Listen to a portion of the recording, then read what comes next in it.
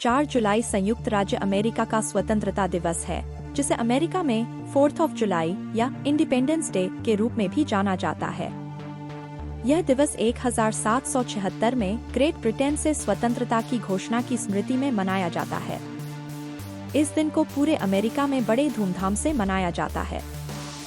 लोग इस अवसर पर परेड, आतिशबाजी, पिकनिक, संगीत कार्यक्रम, परिवार और मित्रों के साथ मेलजोल और देशभक्ति के समारोहों का आयोजन करते हैं। स्वतंत्रता दिवस अमेरिका के सबसे महत्वपूर्ण राष्ट्रीय अवकाशों में से एक है और यह अमेरिकी संस्कृति और इतिहास का एक महत्वपूर्ण हिस्सा है। 4 जुलाई 1698 को ब्रिटेन के थॉमस सेवरी ने पहले व्यावसायिक स्टीम इंजन का पेटेंट हासिल किया। यह स्टीम इंजन औद्योगिक क्रांति की दिशा में एक महत्वपूर्ण कदम था और इसे जल खींचने के लिए डिजाइन किया गया था। थॉमस सेवरी का स्टीम इंजन खदानों में पानी निकालने के लिए इस्तेमाल किया गया था और इसे फायर इंजन भी कहा जाता था। यह भाप का उपयोग करके पानी को खींचता था, जिससे खदानों में काम करना आसान हो गया। इस आविष्कार ने बाद में आने वाले स्टीम इंजनों के विकास के लिए मार्ग प्रशस्त किया और औद्योगिक क्रांति में एक महत्वपूर्ण भूमिका निभाई।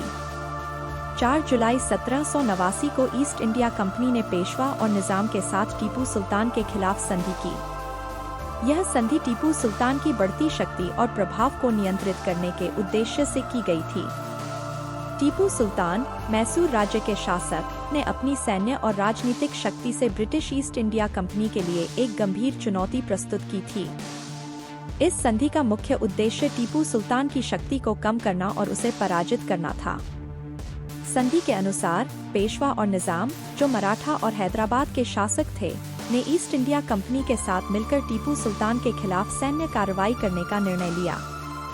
इस संधि के परिणामस्वरूप चौथे एंग्लो मैसूर युद्ध की शुरुआत हुई, जिसमें अंततः टीपू सुल्तान को पराजित किया गया और उनका राज्य ब्रिटिश नियंत्रण में आ गया। यह घटना भारतीय इतिहास में एक महत्वपूर्ण मोड़ थी और ब्रिटिश उपनिवेशीकरण के प्रसार में एक महत्वपूर्ण कदम साबित हुई। 4 जुलाई 1881 को सिलीगुड़ी और दार्जिलिंग के बीच टॉय ट्रेन की शुरुआत हुई। यह टॉय ट्रेन, जिसे दार्जिलिंग हिमालयन रेलवे (DHR) के नाम से भी जाना जाता है, भारत में एक महत्वपूर्ण ऐतिहासिक और पर्यटन आकर्षण है। दार्जिलिंग हिमालयन रेलवे को यूनेस्को द्वारा विश्व धरोहर स्थल के रूप में भी मान्यता प्राप्त है। यह रेलवे 2 फीट 610 मिमी नैरो गेज ट्रैक पर चलती है और हिमालय की सुंदर पहाड़ियों के बीच से गुजरती है। टॉय ट्रेन के माध्यम से यात्री चाय के बागानों, घने जंगलों और पर्वतीय दृश्यों का आनंद ले सकते हैं। इस ट्रेन की शुरुआत का मुख्य उद्देश्य पहाड़ी क्षेत्र में परिवहन की सुविधा को बढ़ाना था और यह क्षेत्र के आर्थिक और सामाजिक विकास में महत्वपूर्ण भूमिका निभाती है। टॉय ट्रेन आज भी पर्यटकों के बीच अत्यंत लोकप्रिय है और दार्जिलिंग की यात्रा का एक अभिन्न हिस्सा मानी जाती है। 4 जुलाई 1946 को फिलीपीन द्वीप समूह को अमेरिका से स्वतंत्रता मिली। इस दिन को फिलीपींस में इंडिपेंडेंस डे के रूप में मनाया जाता है, जिसे स्थानीय भाषा में आराव नांग कलीनकासन कहते हैं। फिलीपींस पर 1898 से अमेरिकी नियंत्रण था, जब स्पेनिश अमेरिकन युद्ध के बाद स्पेन ने फिलीपींस को अमेरिका को सौंप दिया था। द्वितीय विश्व युद्ध के दौरान जापान ने फिलीपींस पर कब्जा कर लिया था, लेकिन युद्ध के बाद अमेरिका ने पुनः नियंत्रण प्राप्त किया। फिलीपींस की स्वतंत्रता के बाद मैनुअल रोक्सस फिलीपींस के पहले राष्ट्रपति बने।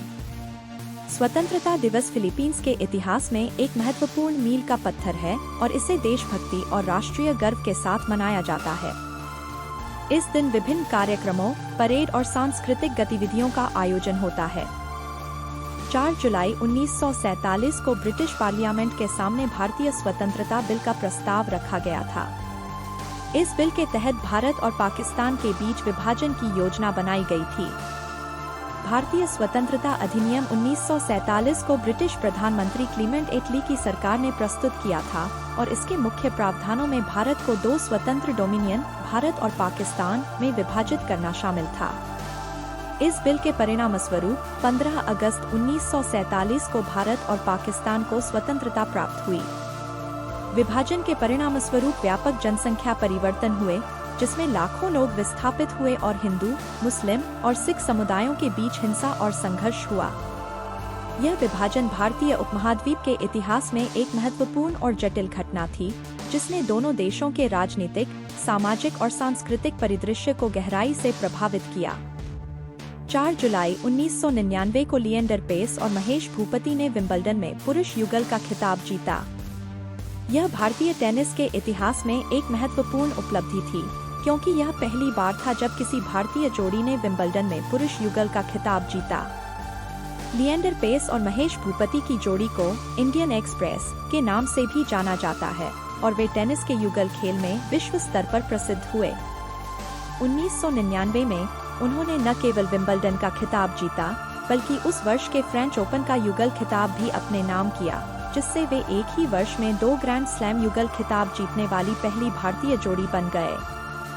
उनकी इस जीत ने भारतीय टेनिस को अंतर्राष्ट्रीय स्तर पर पहचान दिलाई और देश में टेनिस के खेल को प्रोत्साहित करने में महत्वपूर्ण भूमिका निभाई। पेस और भूपति की उपलब्धियों ने युवा खिलाड़ियों के लिए प्रेरणा का स्रोत बना। 4 जुलाई को जन्मे प्रमुख व्यक्तित्व। 1897 अल्लूरी सीताराम राजू, भारतीय स्वतंत्रता सेनानी, जिन्होंने रंपा विद्रोह का नेतृत्व किया।